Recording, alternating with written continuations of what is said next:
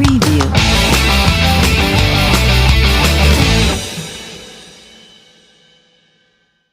I think I just heard some. Are we on?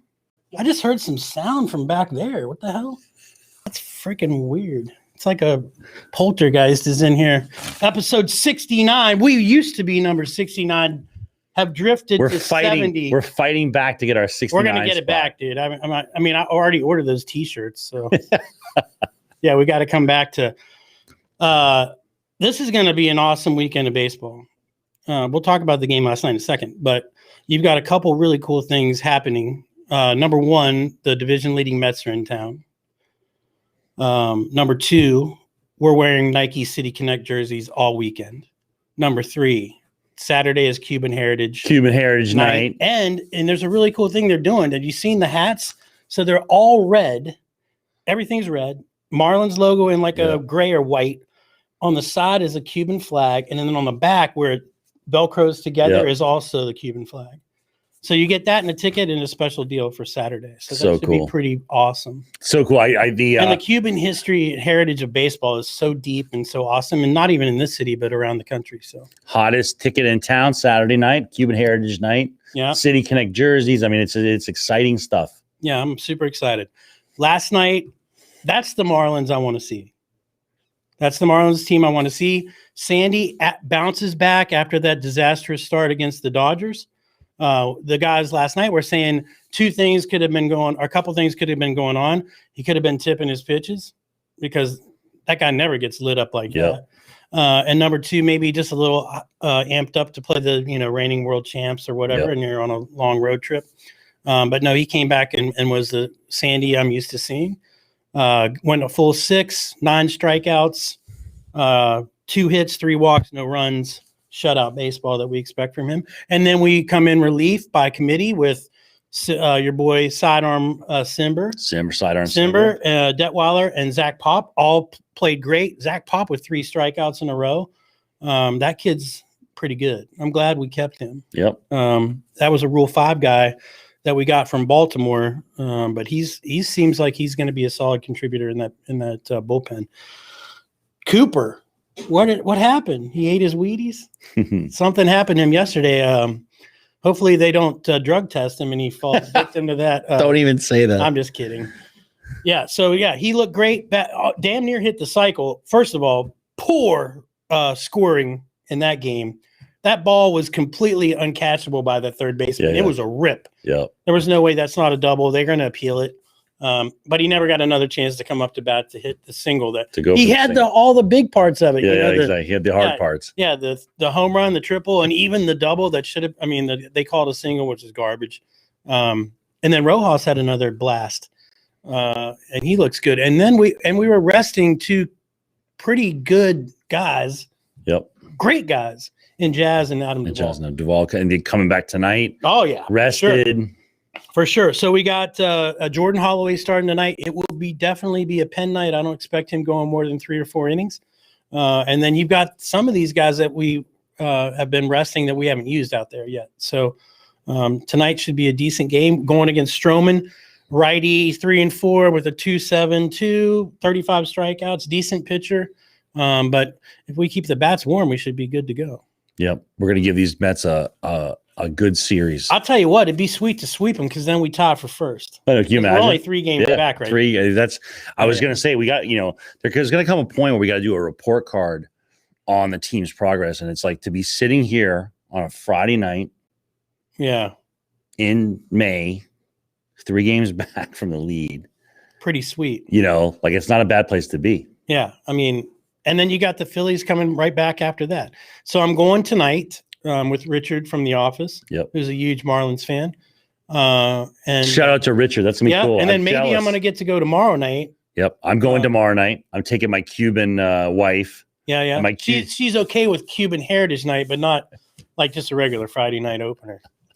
I got that makes no sense. No, I got the kibosh. I got to go to church tonight. So okay, I got the you're coming to church tonight for the Plymouth Church. Shout out to Plymouth Church for the in-spirited celebration for the families. It's actually great. There you go. I like that. It's in the Grove. It's outside. It's really more of a a picnic among friends. It's not like back in the beginning of COVID where the priest would shoot the holy water on you with like a water pistol. The water pistol, exactly. Yeah. So look. I mean, I grew up Catholic, so we went. The bad kids that wanted to go out and party, we went Saturday night. Yeah, I never went to a Sunday mass ever. Maybe Christmas or Easter. Sorry, if Mom. it happened on a Sunday. Yeah, it happened. Well, I got to tell you something. It was interesting. I was thinking about us, and I always try to put sports in a greater context. And I was watching last night. Panthers come from behind, third period, down 2-0 in the series. Mm-hmm. Come back from a 2-goal deficit in the third. Go to overtime. Beat those Lightning in a game in a series changing win on the road in Tampa. Yeah, watching game, that really. They always say there's no such thing as a must win. That's not an elimination game. That was a must win game. Right. And then watching the Marlins do their thing, and then I tweeted out today. I retweeted, somebody said, "Unusual day of sports tomorrow in Miami." Do you know what's happening tomorrow? No. It's like 12:30 Panthers. 12:30 Heat. Okay. 2:00 Panthers. 7:00. Well, it's like 7:00 Marlins, and then you got Inter Miami going too. But I mean, what a game! Two playoff games. Yeah, it'd be nice. The Mets. Think about it. We got 2 playoff games. Which is a playoff game. Mets. I mean, it's just a cool. Like, it made me just kind of think of like, we're back, baby. Like, we're back. Just a busy weekend. I'd be psyched if we go 4 for 4 in all those games tomorrow. Heat have a tough series against the Bucks. Yeah, that's not the draw. That's not the draw you want, really. Are you going to watch? Like, is that something you watch? Playoff games. Yeah, but I mean, it's just that season is. It's funny because I got it's. I'm with you, and I watch a lot of Heat games, but it's like when you get here, it's like that. They always talk about, like, what are the best playoffs, and I like my favorite playoff. What's your favorite playoff? World Series. Sports. My favorite playoff for quality of games, I think, is NFL. I don't know what it is. There's an intensity of those games, maybe because it's just a one-off game. But the 7 game, like to go out there and to think about right now, you got to beat those Bucks. Yeah. 4 out of 7. They're nasty, bro. Like, that is a tough assignment. Yeah, that's going to be rough. But look, if anybody can do it, it's going to be Jimmy Buckets and Hero and those guys. Yep. So obviously want them to win that thing and get the credit they deserved. I mean, they had a bunch of injuries. They battled back from that, and then Spoelstra never gets any credit. Yeah, and he only like comes, only puts together every year. Right. Figures it's like a rat looking for the cheese. He always finds the cheese somehow, man. Crazy. And I was just talking. I was down at the tavern talking to some of my boys down there the other day, and a crazy trivia. And I knew this, and I was the one that told the story about it because they were talking about Hank Gathers from Loyola Marymount, the guy that died on the basketball court. Well, guess who was on that court with him? Eric Spoelstra, playing for the University of Portland. I didn't know he was on the court that night playing. That is interesting. Yep. He was there that day. Interesting. Yeah. So that random trivia for whatever, but that's Eric Spoelstra for the University of Portland was on the court that night. Hank Gathers. Hank Gather died. I had no idea. Yeah. Bummer. Wow. Bummer. It's interesting. But I still have aspirations because he started really as a video guy. Yeah. So there might be a chance for me to maybe rise to the level of the guy in the corner of the outfield that gets the balls and then throws them up to the fans or whatever. Throws them up to the fans. Or wings one at some little brat that's been yelling at you the whole game. Heater coming. I love it. That's so do you awesome. think they're going to have like a bunch of Cuban themed food and music? And I think the music's going to be out of control. I think it's going to be. I think they need to do. When you go to a game in the DR, they have all the dancing girls up on top of the dugout. It's going to be interesting to see what happens to the game of baseball. Like when you go in Latin America to a game, that energy, and it's very different than what we're used to. I mean, I'm an old school guy. I don't like the music. Like, I mean, I love the Latin music. Don't get me wrong. No, but you love the band that comes through the concourse, banging the drums and exactly. Horns. That's cool as hell. But I mean, to me, it's like we're not Yankee Stadium, right? we're the freaking Marlins. And to me, it's like, I like the idea of like, let's just go full out. Let's have the dancing girls between the all innings, of it, mermaids, and just go. Yeah, just go. Yeah. Whatever happened to the fat guys that danced out there? Remember the mermen? Oh yeah. Like they need, like, to me, it's like, I say bring the lunacy. I think the energy is great. And I love the Heritage Nights. I think they're cool as could be. Oh yeah. Yeah. And there's so many good ones too. Venezuelan, Dominican, Mexican, Puerto Rican. Yeah. So I mean, again, I just like, we're so excited. It's like the Mets lead, division leading Mets Saturday night, Cuban Heritage Night. And so Grabkowski, who was supposedly going to come on today, is in a sweat lodge in Arizona or wherever, Sedona.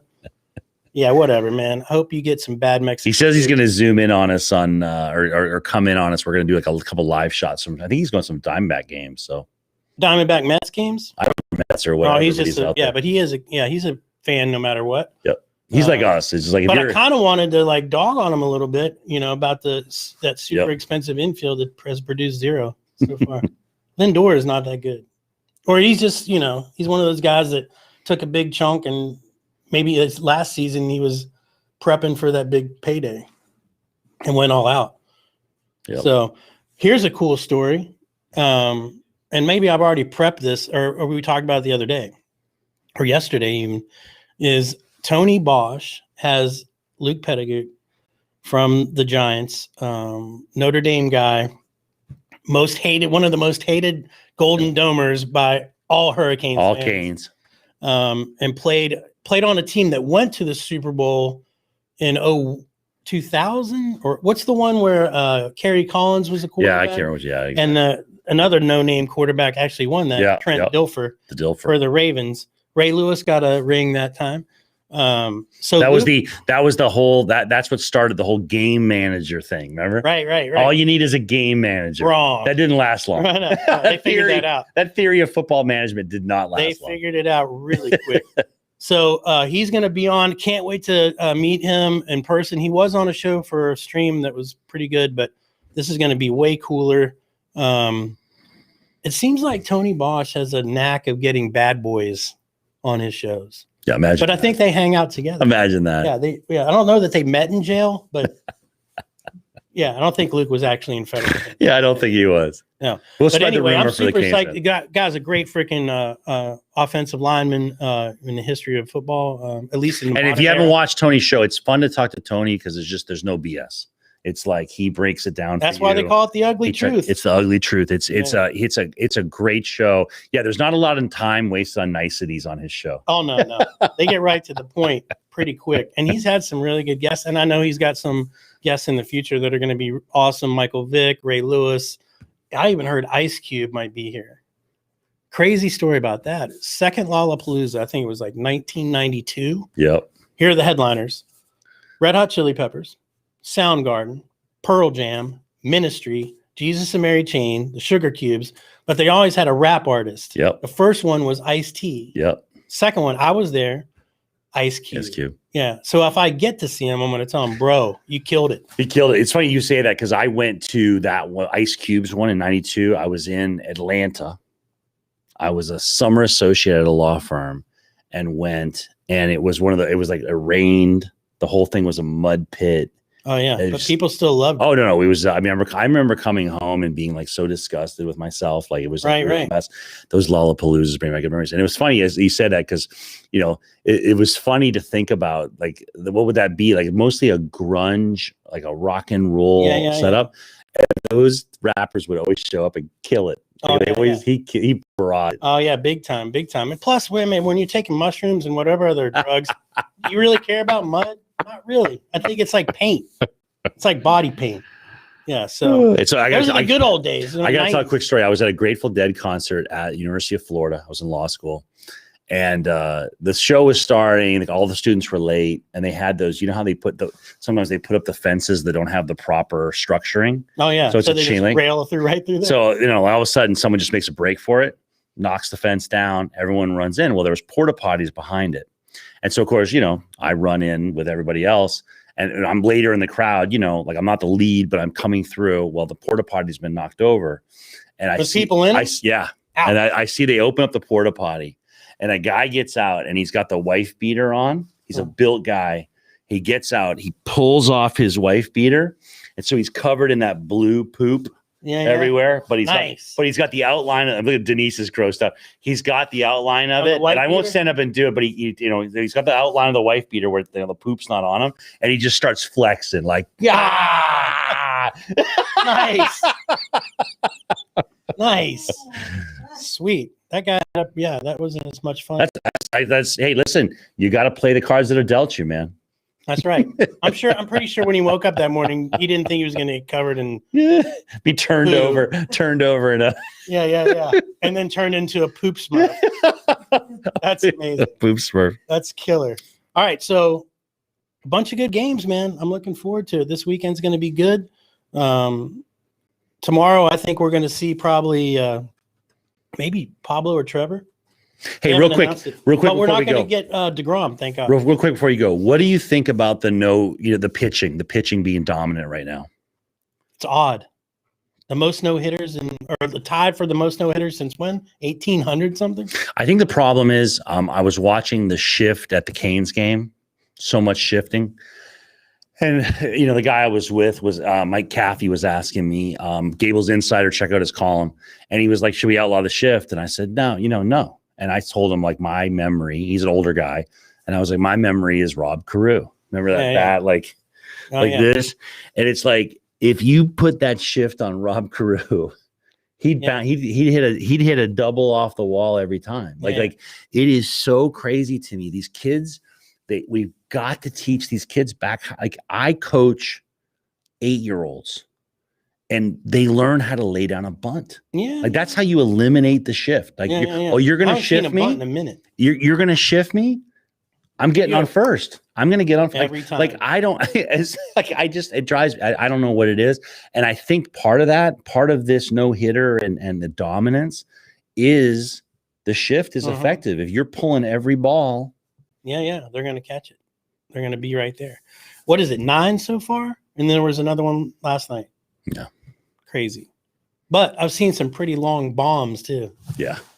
So that's the fact that they dulled the ball or dumbed it down a little bit or made it less pop doesn't seem like it's affected the ball leaving the yard, So because I'm definitely not. I got to tell you something. I'm not I want to see a bunch of runs. Like it's funny how you get it's like I love defense in football. I feel like an old man. It's like I love small ball. Yeah, I love hit and runs. There was a hit and run. I love good pitching. There was a hit and run at the Canes game that just, like when you see it executed well, it's like you're like, how did that guy get home? Like how, and it's like, he just took off so fast on that hit and run, and it's just like, it's so fun to see runs scored like that. I like the hard work that goes into that. Absolutely. Well, that's why people fall in love with teams like the Rays, the A's, that have to do it because they don't have they don't have the big bats. Yeah. So when you can't hit all jacks, you got to figure out a way to hit it in the gap. Texas leaguers, whatever it comes down to. Just bunt squeezes, like it's funny. It's funny. Yeah. So you see a lot more of that. Well, and in my game, it was like the Canes weren't hitting, and it was like they just tried to manufacture some stuff, and it was funny. Like I love those bunt squeezes. I love that. It's just exciting baseball. Freaking awesome. It's just puts everyone on edge. You see the infield playing in. You see you see all that stuff. But that's chess amongst checker players. That's the difference. Yeah. That's the difference. And a guy and a manager like Gino or like Donnie Baseball, those guys know those tricks. They've been around the game for so long. Yep. So, all right, episode 69, going to the game tonight, maybe tomorrow. You're going for sure. Then I'm going back Monday, Tuesday, and possibly Wednesday. We're going to go together. So that's like 4 or 5 games in a row. All right. Awesome. Denise, you're the best. Like, follow, subscribe on YouTube, Twitter, Facebook, Instagram. Back to 69. Or go to MiamiMarlins.com where you can figure out where you want to watch the podcast, listen to the podcast on a multitude of different channels, including Spotify, Apple Podcasts, iHeartRadio, and others. Thanks, Denise, the producer of the top-rated show in Miami's community news Mainline Marlins. That's it. All right, let's flip the M, boys. Take those Mets out. Go Fish. Preview.